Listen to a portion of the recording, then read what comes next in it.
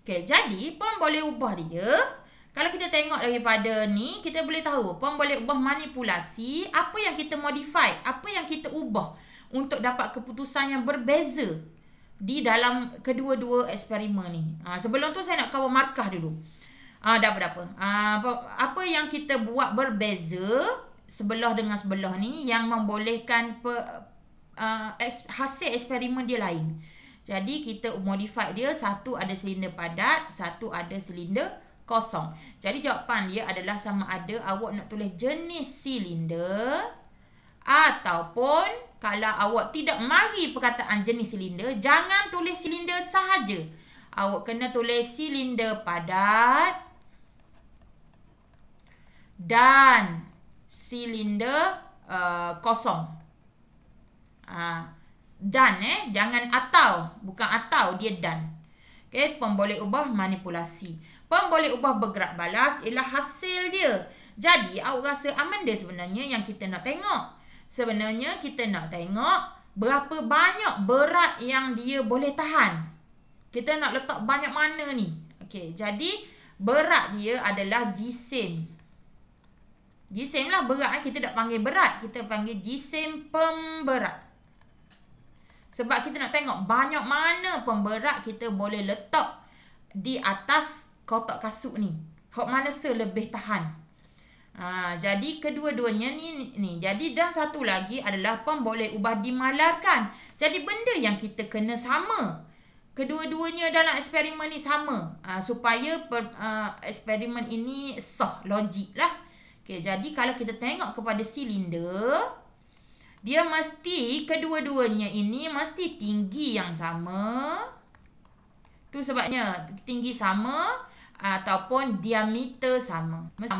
Takkanlah satu silinder awak nak lukis besar, hak ni besar-besar. Hak ni halu-halu, awak nak buat mana aci? Dah aci eksperimen tu dah adil. Jadi kita kena buat satu setting yang sama supaya eksperimen kedua-dua eksperimen ini adil. Okay, adil. Adil. Saya tambah sini adil. Dua eksperimen yang adil. Jadi pemboleh ubah dimalarkan ialah ketinggian silinder. Kalau jawapan ni saja sudah betul, ataupun awak nak tambah satu lagi. Tak perlu tambah sebenarnya, tulis satu saja. Kalau tak mari ketinggian ni, dia adalah diameter silinder. Saya nasihatkan awak hanya jawab satu saja, salah satu saja. Sebab kalau awak jawab dua, patut jawapan yang kedua ini salah, jawapan dia mesti salah. Dia akan salah. Jadi kena berhati-hati. Okey, ini adalah pemboleh ubah. Jadi kalau betul dua, dapat 2 markah. Kalau betul 3, dapat 2 markah cukup. Sebab markah maksimum dia adalah 2. Okey, prosedur. Okey, macam mana nak bagi markah prosedur awak lukis ni? Dia ada markah dia. Memang best lah markah dia. Senang saja. Kalau awak boleh lukis, tak ada masalah. Okey, ambil warna hijau lah. Nanti kan ada pening. Okey, markah yang pertama adalah kita letak 2 silinder yang berbeza ni. 2 silinder yang berbeza adalah 1 markah. Maksud saya silinder ni adalah pengubah manipulasi. 1 markah.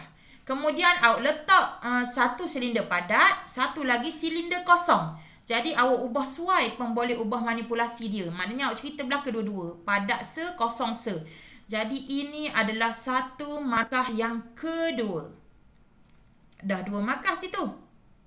Kemudian awak letak pemboleh ubah bergerak balas. Letak jisim pemberat betul-betul di atas kotak. Jangan tak kena. Kalau awak lukis gini, awak lukis kotak. Kemudian awak letak pemberat duduk atas yang jauh pada dia. Hak ni tak ada markah. Walaupun awak label ini pemberat, ini kotak kasut. Sebab kalau tak kena, maksudnya kita tak test lah silinder tu. Jadi salah lah. Okay, jadi kita kena letak pemberat ini di atas kotak ni. Jadi untuk letak pemberat ini adalah pemboleh ubah bergerak balas. Ini adalah 1 markah. Okay. Jadi markah yang keempat ialah Markah yang seterusnya keempat adalah macam mana kita nak ukur dia. Okey, jadi awak boleh tulis dalam satu ayat. Okey, satu ayat. Buatlah satu ayat. Awak kata kira jumlah jisim pemberat yang digunakan. Dah mestilah kan? Bukan jadi gitu tu. Macam marah je. Yang digunakan. Okay, jadi bila kata kira jumlah digunakan untuk ni lah, untuk silinder padat dengan silinder penyukat. Penyukat lah dah. Silinder padat dan silinder kosong. Okey, untuk menguji kekuatan. Itulah jumlah silinder yang digunakan. Sampai sini pun tak apa dah benarnya. Sini. Ini satu markah yang seterusnya. Dan biasanya satu markah lagi sebenarnya dia full mark dia 5, tetapi kita akan pilih 4 saja. Okay, dan satu markah lagi ialah dia punya kedudukan eksperimen ni. Okay, kedudukan badan dia ni tegak lah. Bukan tegak, macam kena lantai atau lepas tu ya ini bertepek molek. Dia benda gitu. Dia tengok eksperimen awak boleh jadi ke tak. Tu je. Okay, yang ini satu markah lagi. Biasanya pada gambar sahaja dah boleh 4 markah kalau awak lukis dengan betul. Cuma jangan lupalah, mesti label.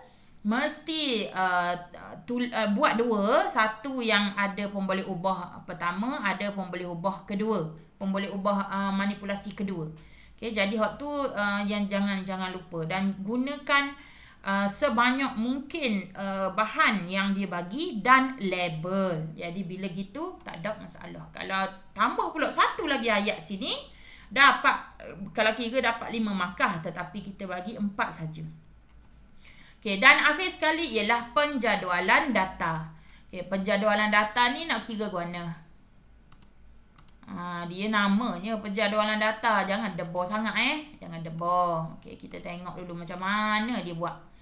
Okay, penjadualan data ni sebenarnya awak tulis lah. Awak tulis kenapa soalan dia C4. Okay, C4. Awak buat dalam bentuk jadual dan nama dia buat penjadualan data kan. Okey, buat 4 jadual. Gini je semua sama. Sama je. Mana-mana eksperimen ginilah cara dia. Okey. Ini kita kena tulis pemboleh ubah manipulasi. Jangan tulis pemboleh ubah manipulasi. Salah. Jangan tulis pemboleh ubah manipulasi gitu. Okey.